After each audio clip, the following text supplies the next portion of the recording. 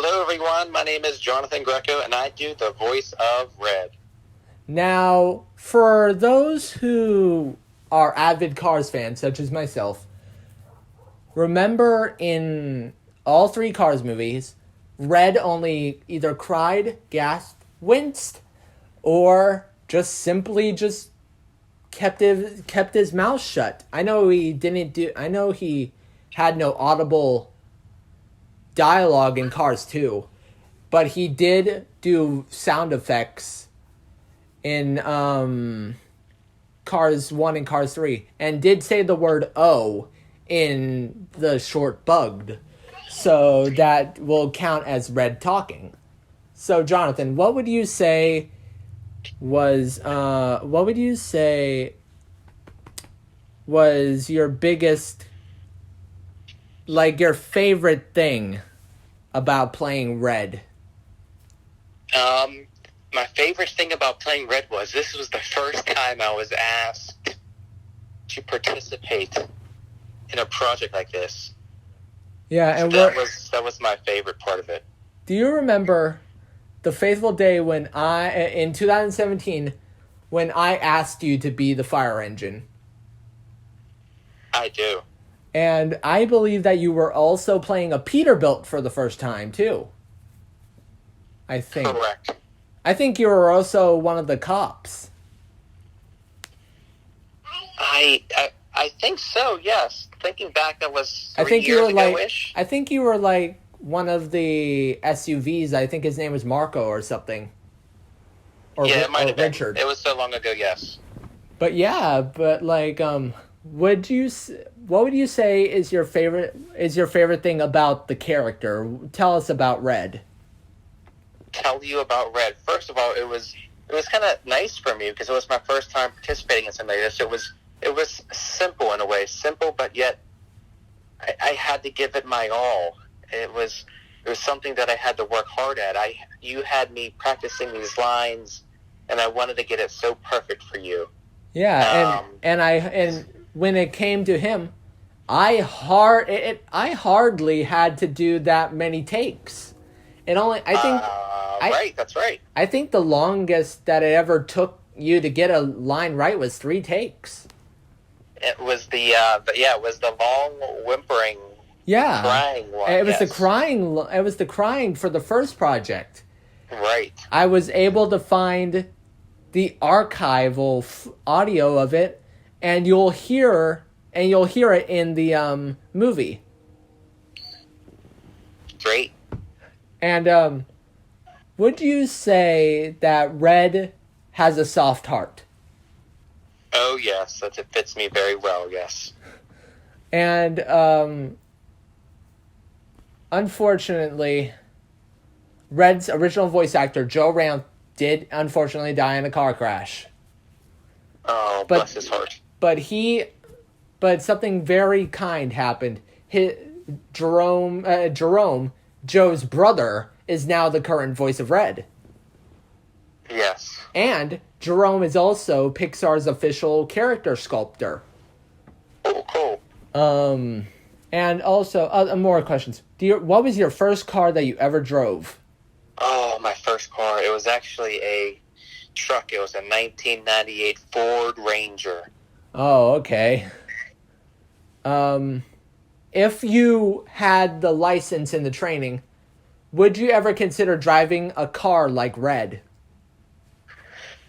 I think it would be very cool. You have to take it maybe not like in a parade. Yeah, as far as driving it every day, probably not. But in a parade, sure, yes. Yeah, that'll be kind of cool. And you know what I've always wanted to kind of do to my friends if I ever drove a fire truck? Huh. Drive up to them during their backs are turned and honk the horn. Oh, yes. Or like blare the siren. Oh, they would pee their pants. They would be like, what's going on? Honk, honk, ah! What? Oh, and get this. So if you remember during what you call it? During the first Cars movie, during the tractor stampede, Red didn't want his flowers to get trampled on again, so he honked his horn and all the tractors got tipped. That's right. I actually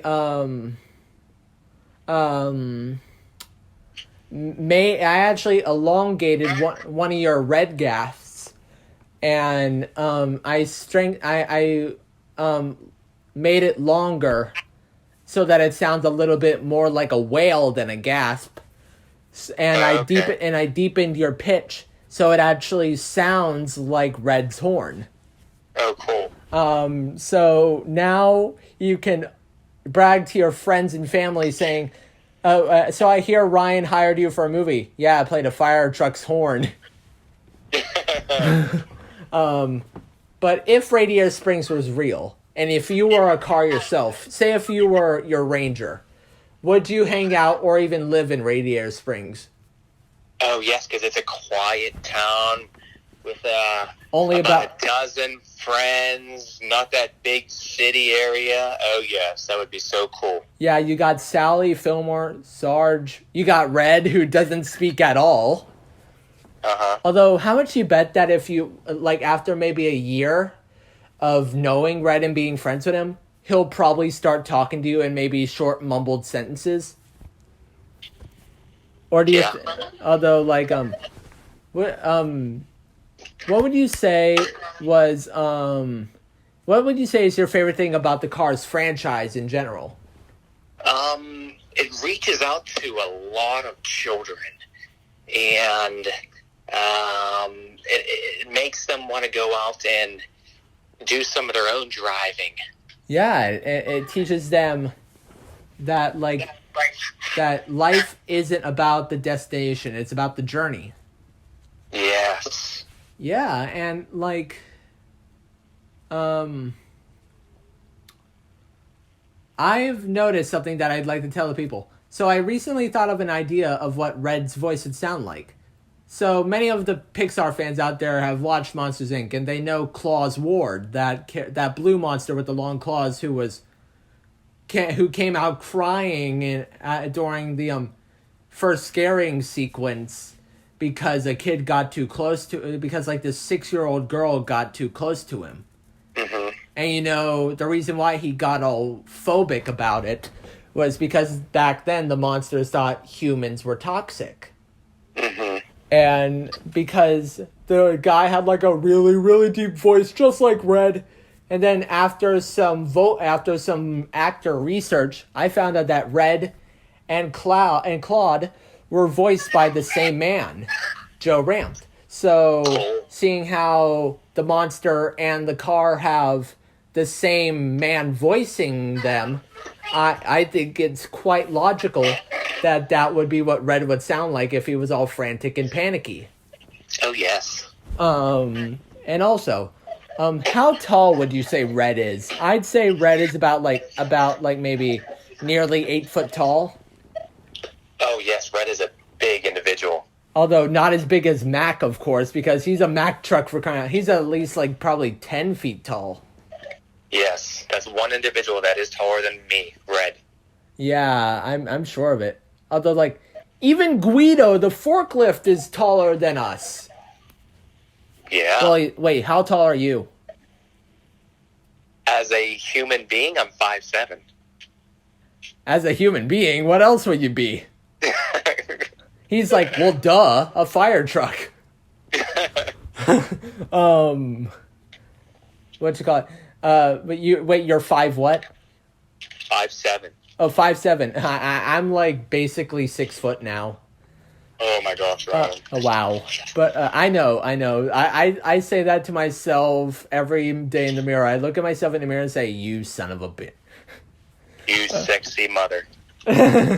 You sexy mama. You sexy mofo. Yeah. But anyway, what was I saying? Oh, yeah.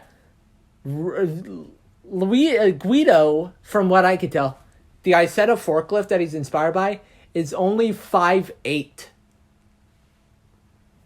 So he's 5'8". So he's taller than you. Okay.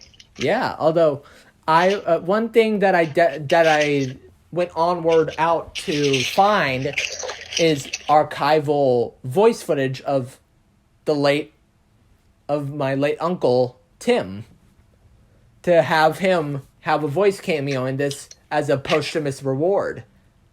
Oh yeah, Because, cool. he's nothing but cremated ashes in Aunt Trisha's urn now. That's correct.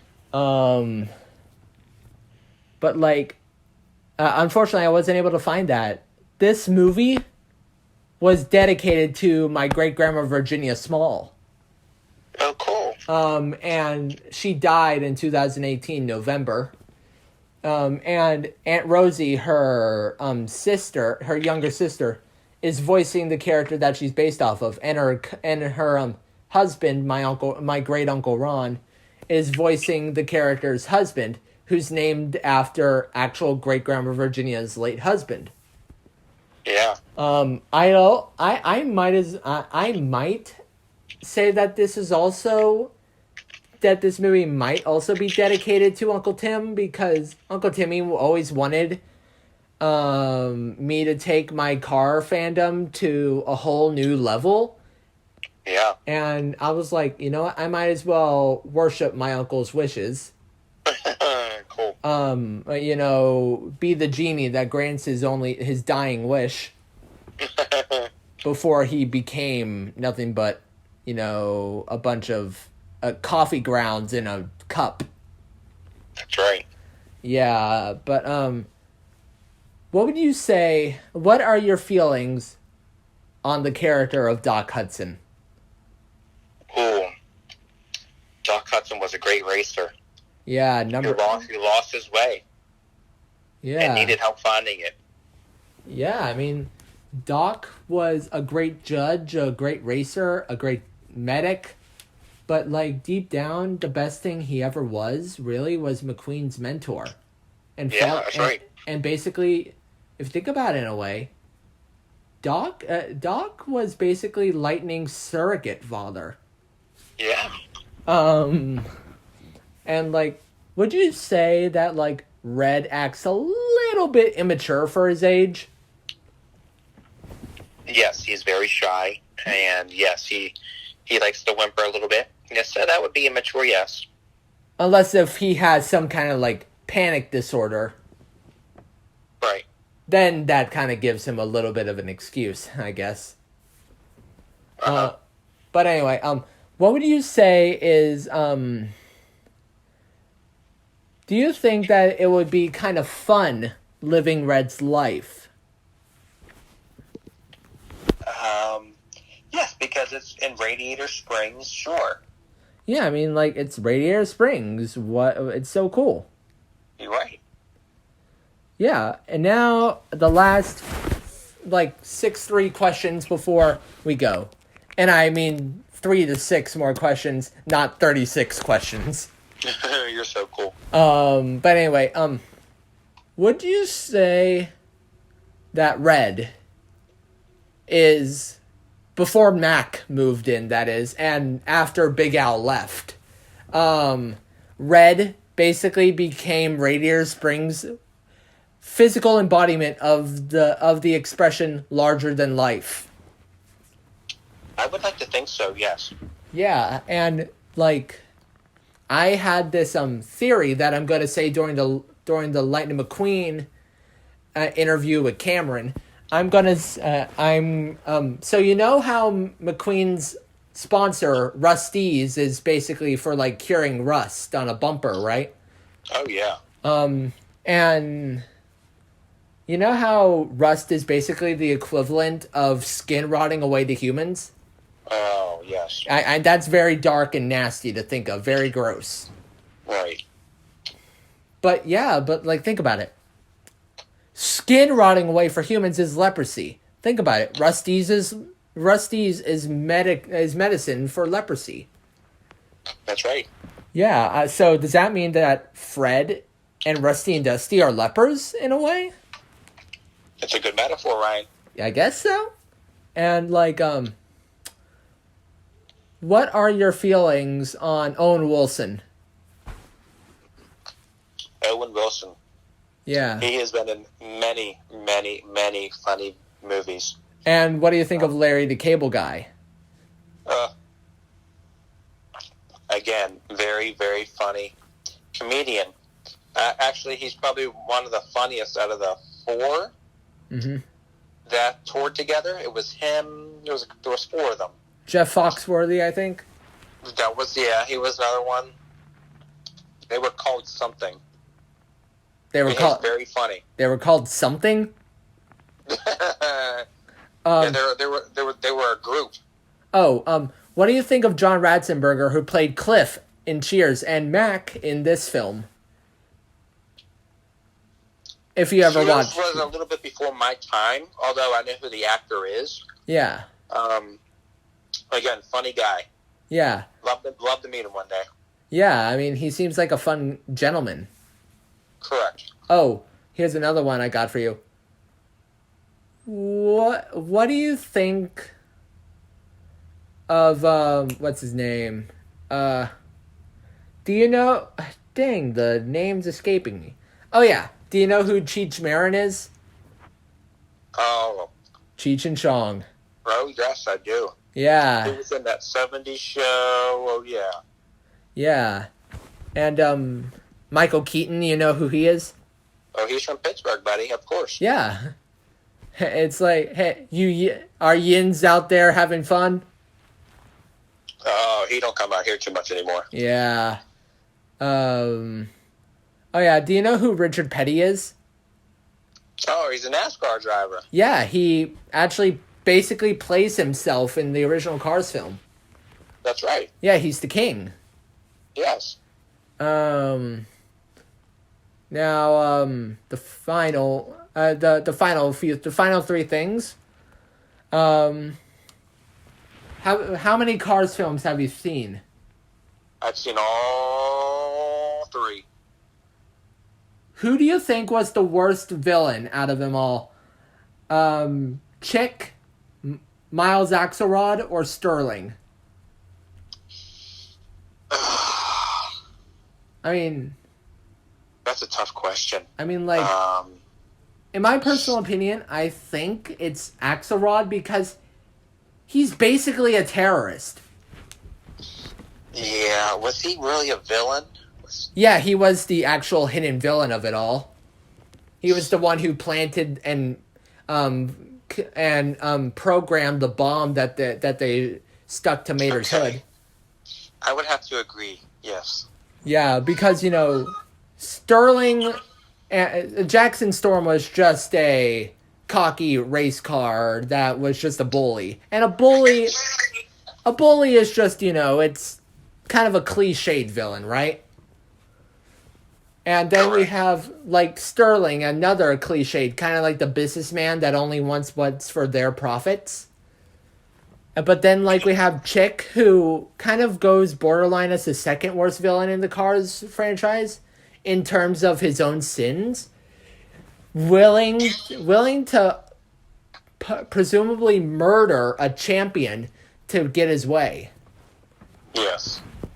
And now, here is something that I didn't really think through entirely during I was prepping you before we started recording this audio track. Usually I have each of the interviewees, because they're voice actors in Cars 1.5 Return of Concromo.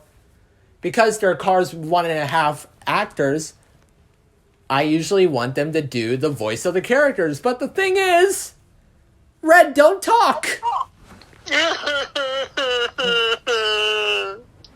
Oh wow. Okay, there you go, guys.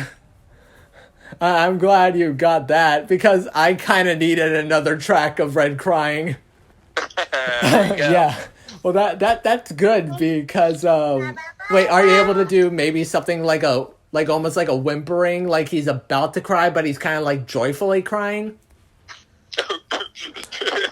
Yeah, there we go. Okay, I just tricked you into doing two things for Cars 3 for me. Well, anyway, do you have any last things that you'd like to say before we move on? No, I'm very happy to be part of this project, and you can count on me to be there again if you need me. Yeah, I probably will need you for Red in future episodes. Or if Red is a silent character, I'll probably just have you come in as someone else. Cool. Yeah, I mean, I'm in probably a few days or weeks. You're not gonna hear you as Red in the channel. I'll send you the link to it in your email. So that you can watch it when it premieres. Cool. Which should probably be around summer, I hope. I don't know. It depends on how quickly I get everyone recorded. Great. That's the only factor to any delays. Okay. But like if I start getting off my lazy ass and I start, checking up with people on their availabilities, if people are available enough and not like busy or lazy, this movie should probably be done by mid-spring. That's incredible. Yeah, although of course I'd like to try and get all the interviews done before it premieres, but if it like borderline, if it like crosses over the line of its premiere and like the final few interviews are published after the movie's release, I honestly won't be complaining. Yeah, you did very good. And Jonathan, believe it or not, but so far, you have broke the record in these Cars Cast interviews as the longest interview so far. Well, thank you. Thank you very much. We are so far up to... We're basically at 22 minutes now. Oh, it seems like it was only 2. He's like, wait, what? And by the time that we're like, okay, Jonathan, give us your goodbye, you're like, I actually got to go to work. Wait, what?